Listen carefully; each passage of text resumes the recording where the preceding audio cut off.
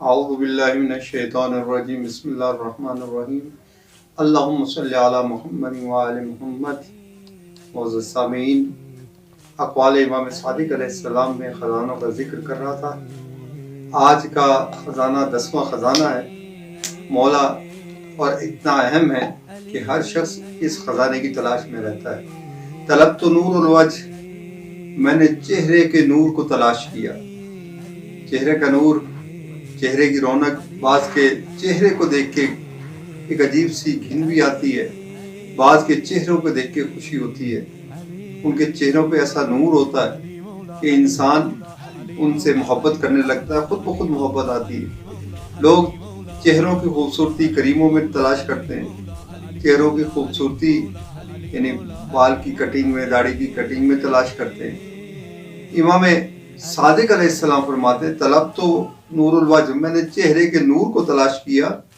یہ کہاں ملا؟ فوجدتہ فی صلاۃ اللیل، مجھے چہرے کا نور نماز تہجد، نماز شب میں ملا.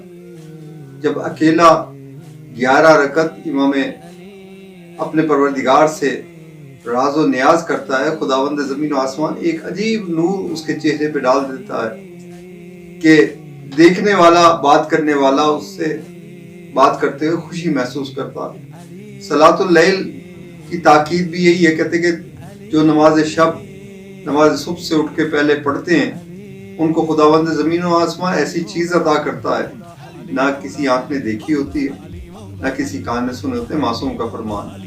یہ وہی ٹائم ہے جس ٹائم امام زمانہ علیہ السلام سے ملاقات ہو سکتی ہے. اور امام زمانہ علیہ السلام نے بھی اس کے بارے میں خصوصاً تاکید کی تھی. جب ایک شخص راستہ بھول گیا تھا تو اس کو 3 مرتبہ کہتا نافلہ نافلہ نافلہ، یعنی نماز شب نماز شب نماز شب.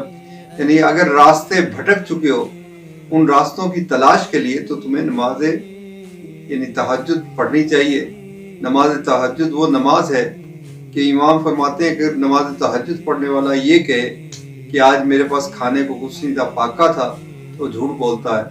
نماز تہجد والا کبھی بھوکا نہیں سوتا، خداوند زمین و آسمان اس کو عطا کرتا ہے. پروردگار دعا ہے بحق کے امام رضا علیہ السلام جن کی ولادت کے ایام نزدیک ہیں، ہمیں نماز شب پڑھنے کی توفیق عطا فرما. وما علینا الا البلاغ المبین. اللہم صلی علی محمد وآل محمد وعجل